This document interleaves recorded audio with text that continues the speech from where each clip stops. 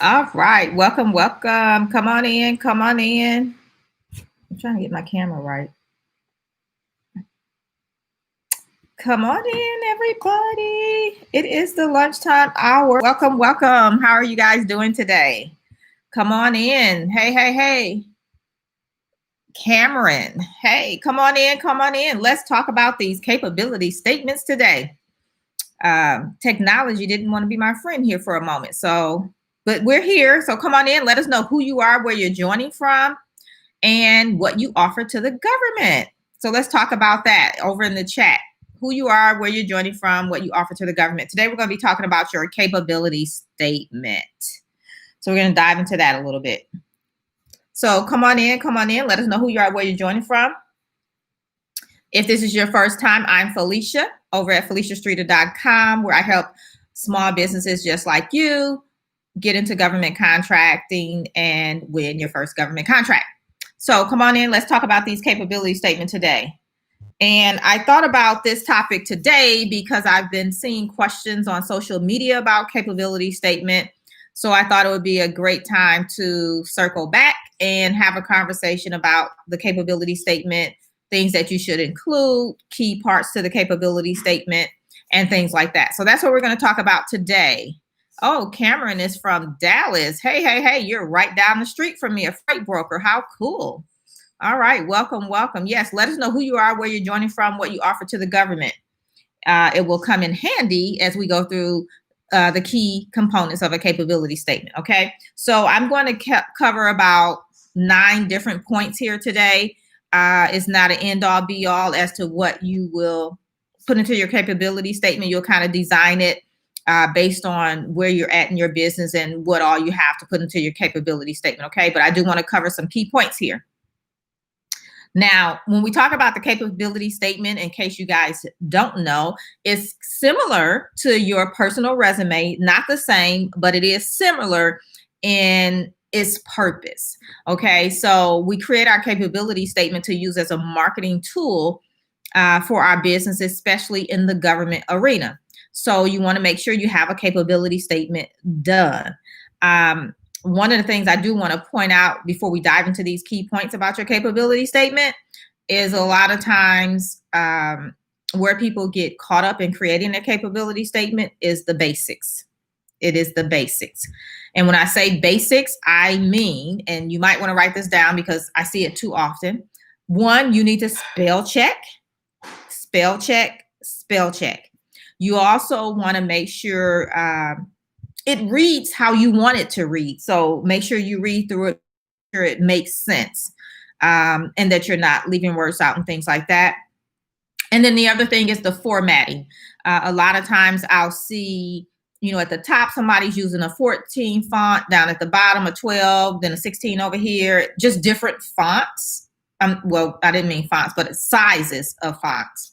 And then also different fonts too. I see people may use different types of fonts in the general text. So it's not that they're doing it for a caption or something like that. It's just in the general text, they're using different things. So just make sure everything is congruent. Your formatting is congruent, that you proofread it. So make sure you do those things. Okay. So let's talk about the first part of your capability statement, and that is your company summary or your company brief, whichever term you want to use. And you can list it either way on your capability statement. Now, I like to say in your capability statement, you want to, basically tell them who you are, your mission, what you do and who you serve. And in order to do that correctly, you need to know who you serve. You need to know who's your customer. You need to know what their needs are so that you can write your capability statement accordingly, and it will pique their interest because when they read it, they'll see that you're doing something that they need. So you need to be in touch with who's your customer in order to do that. Another thing I want to point out before we go on to the next thing is I see this often. Remember, we're talking about one sheet of paper. Your capability statement should be 1 page. And so don't do a lot of repeating of the same information. Okay. So for example, if you're going to, and we're going to get to this in some of the other parts, but just don't repeat the same thing multiple times. You don't need to put it in the company brief and then have a separate section where you talk about the same thing or say the exact same thing. So be mindful of that, of repeating the same information. It's better to have some white space, if you will, versus just repeating things to take up space. Okay. So be mindful of that. Now, the second thing is we want to talk about your differentiators. What make you different from everyone else? A lot of people get hung up on this, but you need to take the time to figure out what makes you different, because this is one of the things that will stand out when people skim through the capability statements when they're looking for something. So what makes you different? Now, this depends on your industry as well. It depends on what you're bringing to the table. A lot of times what will make companies stand out is if they have bonding. So if you're in an industry where you have to have bonding, and you do, that will definitely make you stand out. Trust me, because everybody can't get it. Everybody don't have it.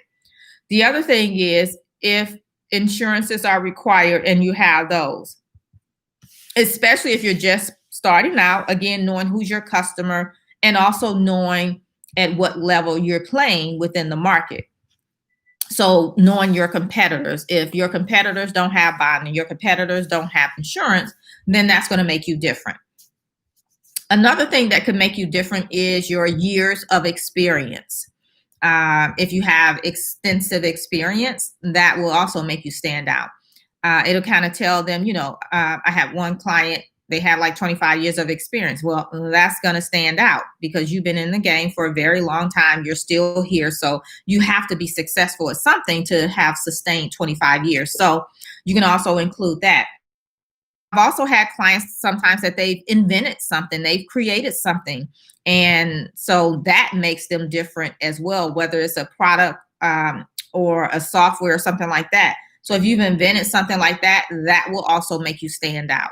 So take the time to think about what makes you different. And not that, the service that you provide, that does not make you different. It's probably thousands of people that offer the same thing. So you have to think about it and figure out what makes you different. Okay. The third thing, and again, they're in no particular order, is your past performance. You also want to talk about your past performance in some shape, form, or fashion. And when you're putting your past performance, you can put your company, the company that you worked for. And again, this depends on how much space you have, but you can put the company that you worked for. You could also opt to put their logos on there. You could put the type of work you perform, being a little bit more specific than just saying you did security. You could say, you secured a 2,000 square foot building or whatever, a little detail, but not paragraphs or anything like that. And then the value, how much did you make off of that particular opportunity? And then the date ranges. So, they can see if you did that in 2019, or maybe you did it from 2018 to 2019, or are you still currently doing that? So you can kind of specify that there as well. And what this tells your potential customer is that the type of work you've done, the type of companies you worked for, how long you worked for them, or how long you did that particular project, and how much you made. So that's going to tell them a little bit about your capacity and what you can handle. So although I know a lot of times you look at your capability statement and you're like, oh, it's just this information here. Trust me, we can read a whole lot more into what you put into your capability statement and then you realize. Okay. Number 4, your core competencies. So this is the type of work that you may perform. Again, I would put here, things that you're doing on a consistent basis or the type of work that you want to do. I would put that in there so that people know what you can do, but also what you're looking for, because think of it again as like your personal resume. So definitely put that. The next thing, number 5, you want to put any certifications that you have. And you can also list any licenses that you have. Now, you're going to list them separately, but you can definitely list both. Now, if the type of work that you're performing requires a license, then definitely you should be listing the licenses that you have. If you're looking to take advantage of the social economic categories that we have and opportunities out there, definitely you should be listing the certifications that you have. and keep that up to date. The next thing is your NAICS codes. Now here I see a lot of times people will list, and I say a list of NAICS codes that apply to what they do. Now keep in mind, this is a one sheet document. So you don't want to list 20 and 30 NAICS codes. Okay. What you want to do is put your primary NAICS code, identify which one is your primary NAICS code. Now, if you're just starting out, whatever you pick is cool, you know what you want to do. But over time, and you get into the marketplace, you're doing work, your primary NAICS code will kind of pop out and identify itself, because you'll see like, okay, I'm doing a lot of work under this particular NAICS code. Because most of us know, if you've been in this for a minute, that your NAICS codes tell the type of work that you do, but sometimes what you do can fall under multiple NAICS codes. Okay, so ideally, you know, again, you don't have to list all your NAICS codes. One, depending on the space that you have, you could list, you know, 3 to 5, 7, or something like that. Definitely identifying which one is your primary NAICS code. And when you list your NAICS code, you can just list the numbers. You don't have to put what it means or anything like that. We can all look it up and see what it means.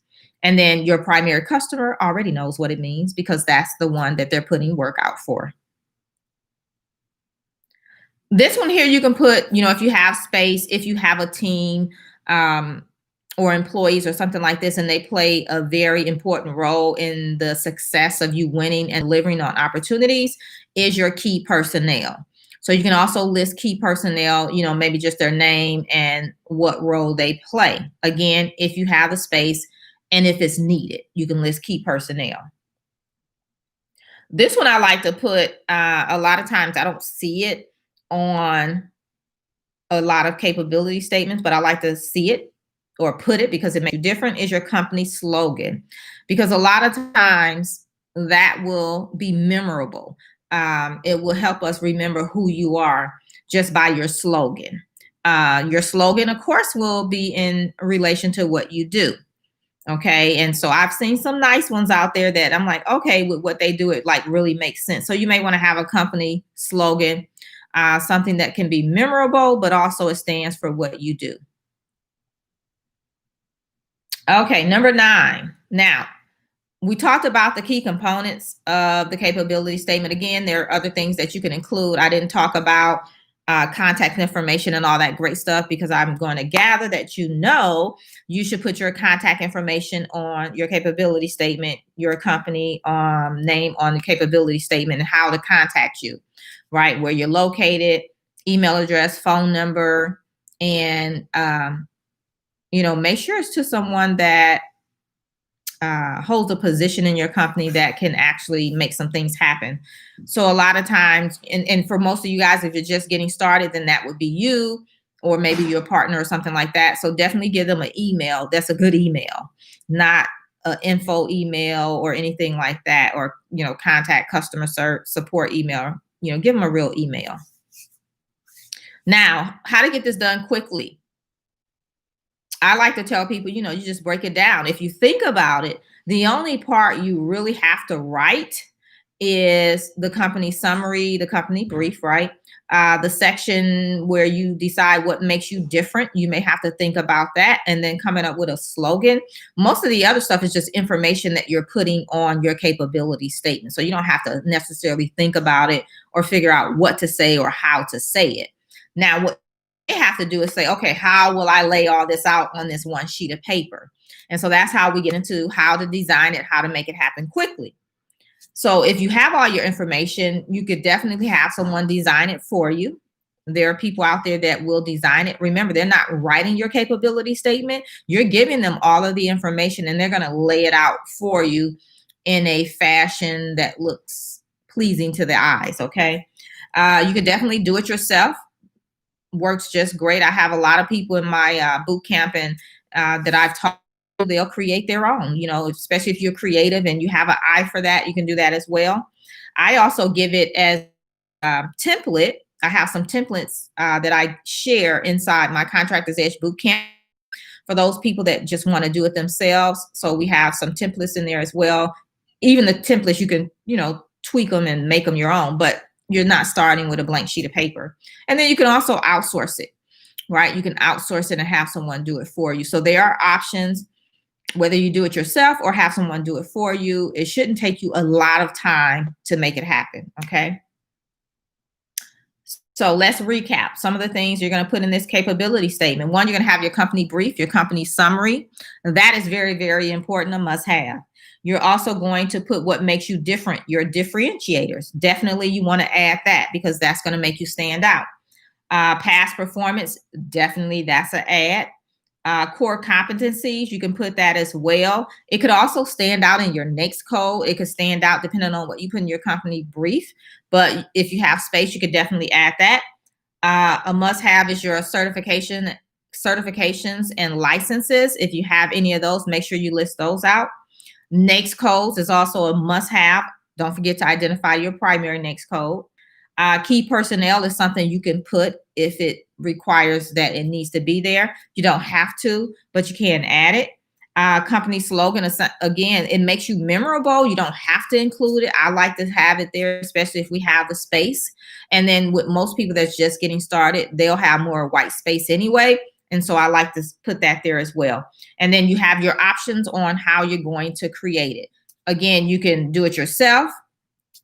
Inside my Contractors Edge Bootcamp, you get some templates there. You can buy templates or you can have somebody do it for you. So you have options, okay? So let's open it up for Q&A. You have any questions about your capability statement and creating it? I'm just gonna pop on over here and see who do we have here while I'm waiting on your questions to come in and see who I didn't say hi to yet. Elisa Rose, hey, from Dallas, Texas. Okay, and you offer freight services as well. And Cameron right above you is in Dallas as well, and he does the exact same thing. How cool. Andrea is from Dallas as well. Leadership development. Welcome. I remember you. Phoenix, I believe I talked to you. Okay, so Tawana, same person. Okay, so Tawana's in the boot camp. Hey, she's joining us. It is next week for the live sessions. Can't wait. Andy does peer-to-peer text messaging and geofencing services to the government. Awesome. Well, welcome. Glad to have you. Let's see. Andy is from Baltimore. Oh, you're in a nice spot. We have Jean here from Palm Beach, Florida. Oh, how cool. Welcome. You do something CEJ International. Okay. Lamisha from Frisco, Texas. You're a GC specializing in real estate and HVAC. Welcome. Look at all my Texas people showing up today. All right. How cool. Who else? Okay. I think that's all the people that typed in. There's more people here. They didn't say hello, but hello to you too. Don't be shy. Get your questions answered. This is where I answer all your questions. So go ahead and put your questions in. A lot of times I get a bunch of, well, not a lot of times, all the time, I get a lot of questions via email and I'm unable to answer everybody's email individually. And so that's why when I come live, I like to open it up for Q&A. You can get your questions answered. So don't be shy. All right. So let's dive into the questions. Let me find it. Okay. Cameron says, is it true your logistics company has to be in business 3 years before you can work with DOD or military freight? 3 years? I don't know. I haven't heard that. So I don't know. Yeah, I haven't heard that. Haven't heard that at all. I'm going to gather you may be meaning as a prime, and sometimes it's 2 years. They want to see experience, but each situation is different as well. But you can still go in as a sub, a tier 1, right? Or tier 2. Cool. So just depending on your approach, and then, how do you meet those requirements? So, but I haven't heard 3 years. I haven't heard that. Okay, Cameron says your PTAC advised you to take your summary out. Well, possibly. I haven't seen your summary. Some people's summary is a book. Remember I said brief. So it depends. I haven't seen your capability statement to say, but I have received some that were a book and we had to chop most of it out. So that could be possible, what they're telling you. And then also everybody's different, I would say, and this is for any of you guys, just depending on who you're seeking help from, then, you can just go by what they say and put it out there and see if it works. And if not, you can tweak it, change things like that. So I always tell people it's very difficult sometimes in trying to get things done when you're listening to multiple people about the exact same thing, because our thought process could be different. I don't know the PTAC person. I probably never met them. I don't know, because I don't know who they are. You just said PTAC. And our experiences could be different as well. Keep in mind, your PTAC people work at the PTAC procurement technical centers. And that's not to say they are contracting officers. That's not to say that they have been small businesses on the other side looking for opportunities and things like that. So you just have to take all of that in perspective as you decide how you're going to actually do it. Okay. Tawana says she's excited. So that means she's excited to get started next week with the Contractors Edge Bootcamp. I can't wait. I love doing those trainings. Love it, love it, love it. Let's see. We have Kim here from Chicago. Okay, so no question, but welcome, welcome. Cameron said he found it strange that they told him to take that out. Like I said, I don't know. That's, yeah. They're in Memphis. It was an online Zoom. Okay. All right. Yeah. Any other questions? You have any questions about your capability statement, about government contracting, getting your first bid done? This is the time to get your questions answered. I am here for you. Any other questions? Who else is here? If you want to let us know who you are, where you're joining from, you can definitely do that as well. Give us an opportunity to say hello to you here. While you're doing that, I do want to invite you guys into the Contractors Edge Bootcamp. The doors are open. Okay, we start next week. As you can tell, Tawana mentioned that, and she's ready to get started. I can't wait to get started. We start next Wednesday with our first live session. We're going to be on Zoom, where we're face-to-face and we can actually talk to each other, so you don't have to type in the chat.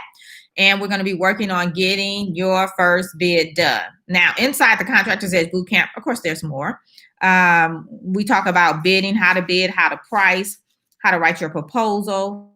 Don't just talk about it, you actually do it. I don't believe in just talking about stuff. There's a plan set for you where you can go through the modules, what you should be working on, what you should accomplish out of each module, so that in the end, you know how to bid, you know how to price, you have your bid process done, you know how to find opportunities, find your customer, how to, bid, read the solicitations, how to break those down, pull out the requirements, and you know how to write your proposal, because you're going to do all of those things inside the boot camp. And guess what? Some people even win contracts while they're in the boot camp. Some people win contracts before we even start with the live sessions. Oh yeah, it goes down in the Contractors Edge Bootcamp.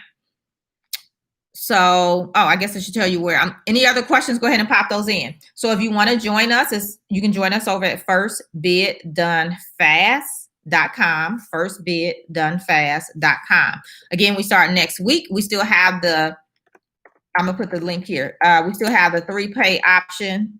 Oh, I didn't put it.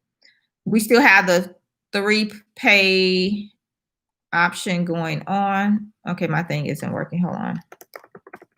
There we go. We still have the 3-pay option right now, so you can join for one payment of $997 or 3 payments of $397.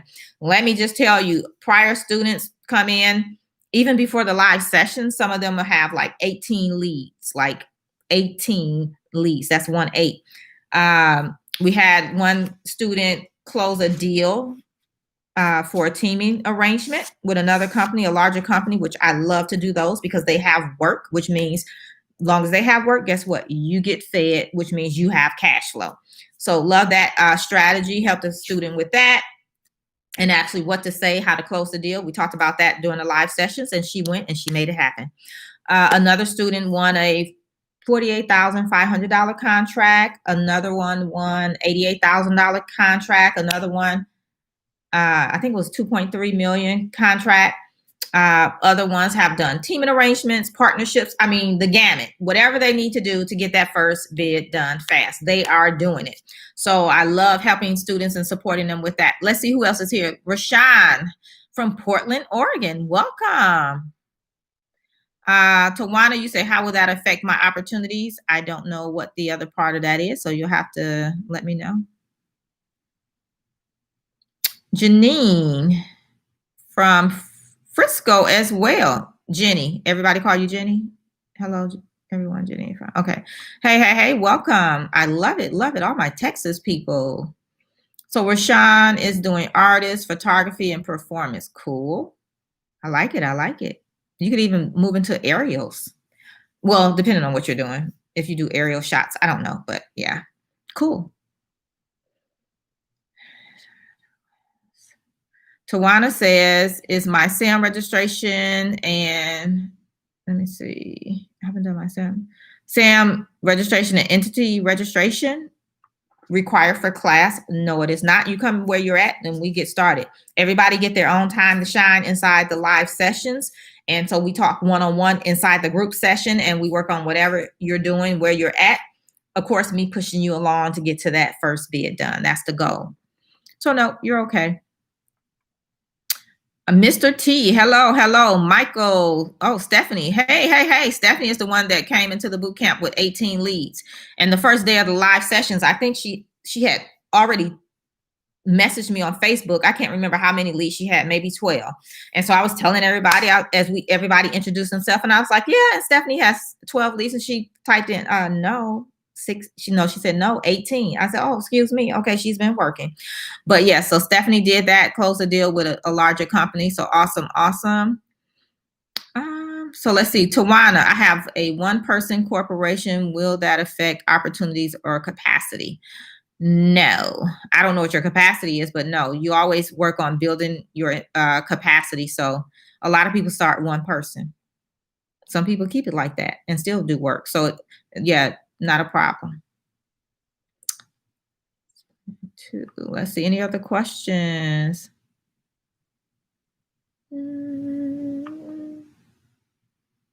Oh, Candace lived near Augusta, Georgia. I know that spot too. I used to live Hinesville and Lilwitsey. And my daughter was down in Augusta.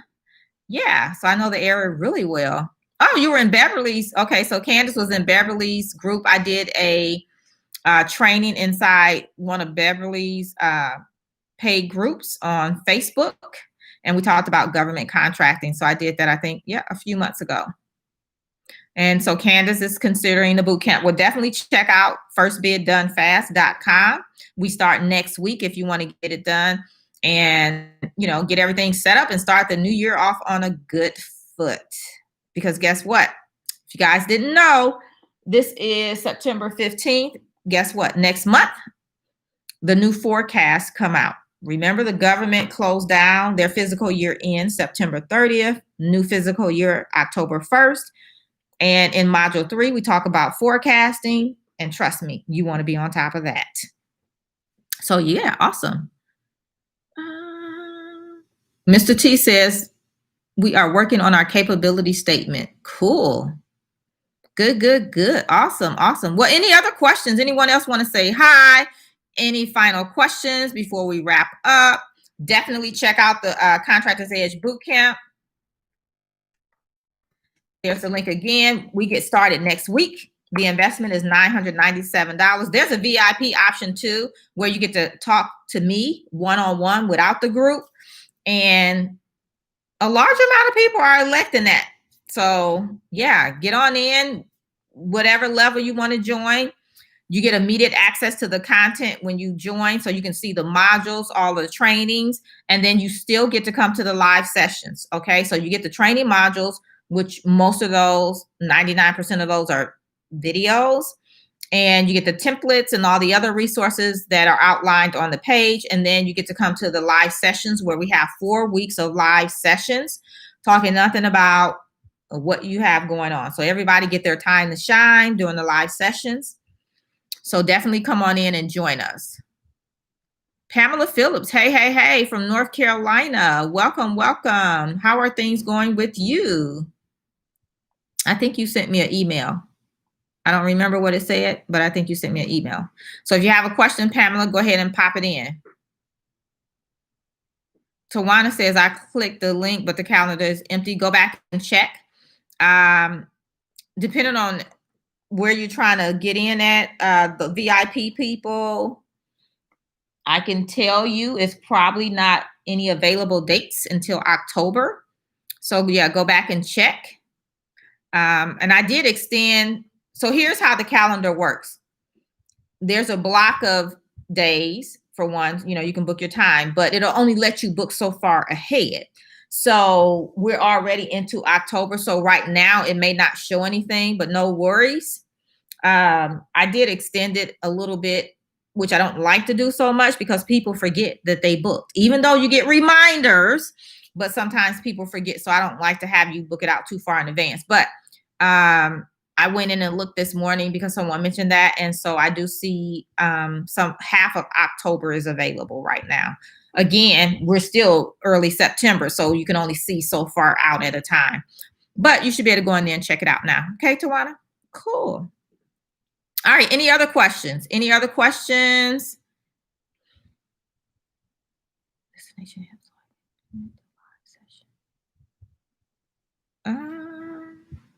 I'm not sure what you mean, Tawana, by designation help.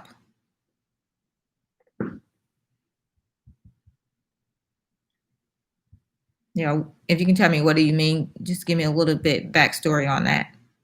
Any other questions? Any questions about your capability statement?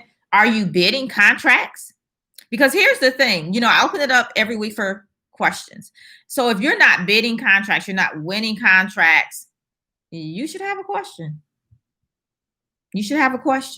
So you should come with a question.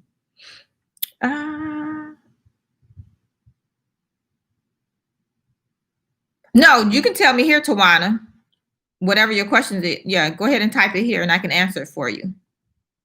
Yeah, go ahead, pop it in. Okay, let's see. CEJ is a multi-purpose company. Oh, okay. Restoration, cleaning, fire, water, construction, decor, labor team. Okay, cool. Oh, you want, okay. So when we talk on your first call, you need some clarification. Okay, cool. Awesome. That was Tawana. So Cameron says, I don't know how to bid, but I'm ready. Okay. So of course, Cameron, you need to know who's your customer, right? To be able to go find opportunities. Now, when you say you don't know how to bid, are you saying you don't know how to price? You don't know how to put the bid together? What exactly are you saying? Now, keep in mind, those things we do cover in the boot camp. And in the boot camp, when you're actually bidding a contract, an opportunity, and you come to the live sessions, I can actually help you with that. We can talk about the pricing, which we talk about in the training modules anyway, but we can talk about it. And, just depending on what you're telling me, it may prompt me to ask other questions, have you look at some things. And so we can kind of go through that together. Mr. T said, what is the best app to do payroll? So my question would be, Mr. T, are you going to do payroll yourself? And here's how I feel about doing payroll. I have an accounting degree. Now, my business is not doing payroll or accounting, which I could do it. And I do my own accounting, but I don't do my own payroll. And here's the reason why. When you get into payroll, remember, you're going to have state taxes that you have to pay, right? Unemployment tax, federal taxes, you got to pay that Medicare. What's the other one? I forget. The Medicare and Social Security. You got to pay all these different taxes. And they're due so many days. And I think it's either 1 or 2 days after you submit payroll. And so I don't do it myself only because I don't want to deal with the hassle. And I don't have a team of people. And so here's how I look at it with the payroll. If I'm out at an event, which we're not doing right now, but if I was at an event out of town or something like that, and there's issues with it or things like that, or if I get sick and I forget to send the government their money, there's penalties for that. And so I don't want to be caught up in that. And so I outsource payroll. And all I have to do is go in and say how much to pay, and they take care of everything else. And it's done like clockwork.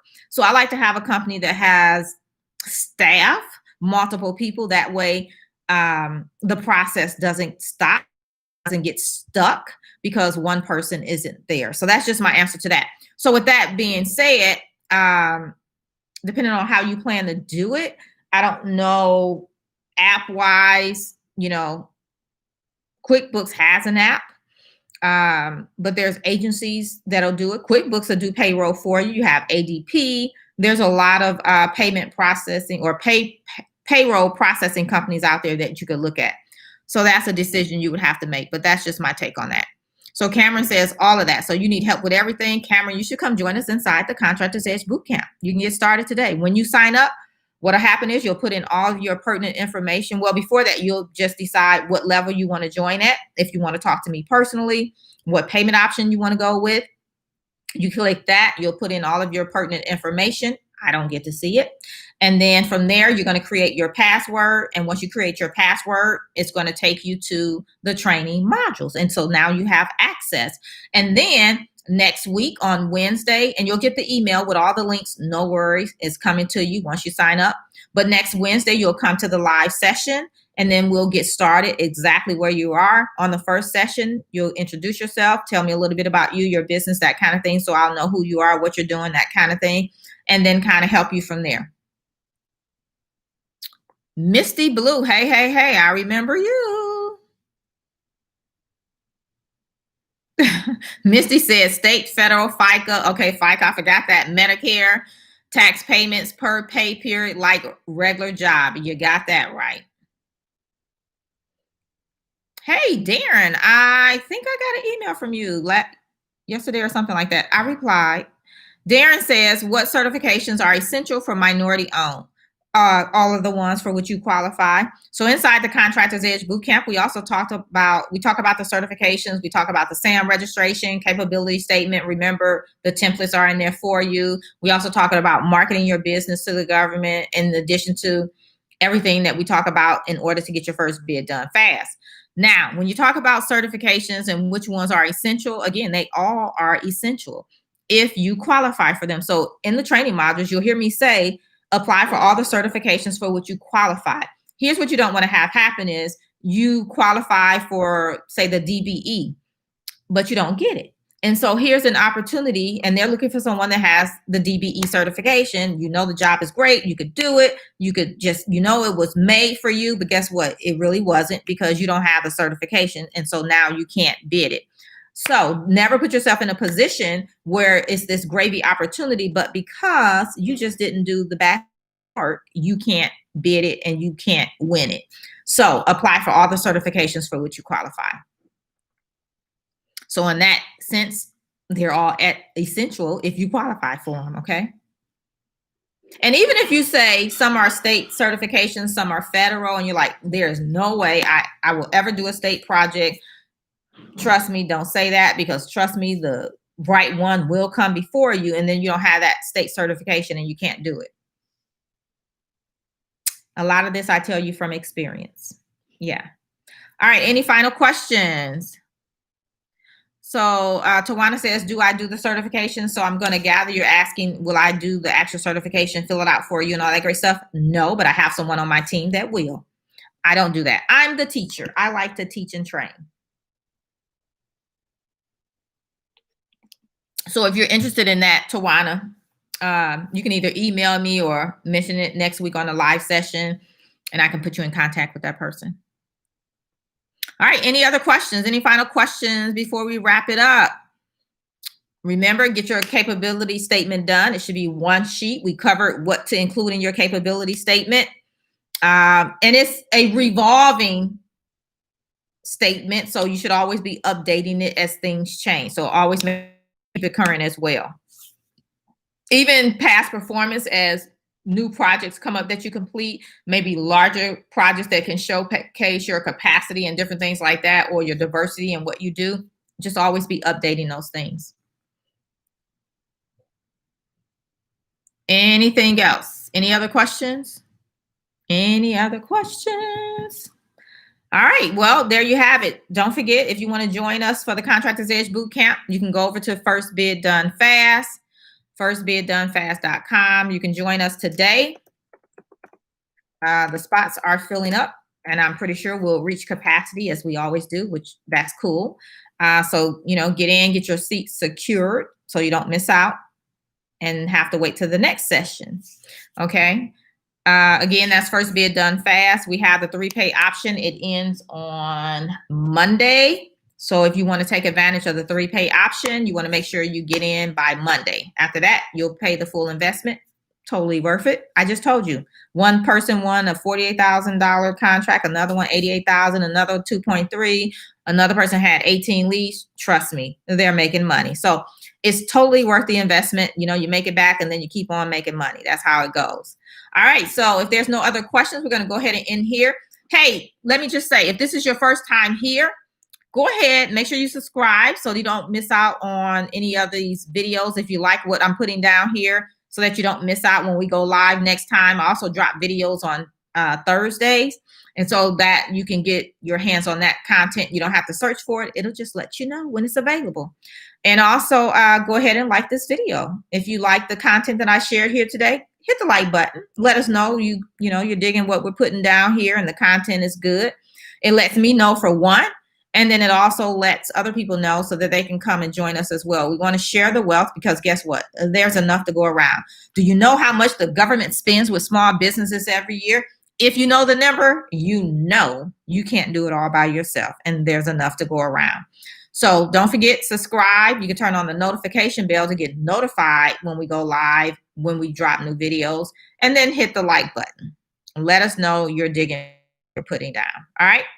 So here's the thing. Now, I see 15 people still here, but I don't see 15 likes. So some of you, if you're not digging what I'm putting down, let me know that too. You can always let me know here, or I'm on Instagram and say, hey, if there's a topic you'd like for me to cover, and if it's something that would benefit the group as a whole, I'll cover that. So I'm always looking for things to share to help you guys and that kind of thing. So you can always put those questions over there. Any other questions?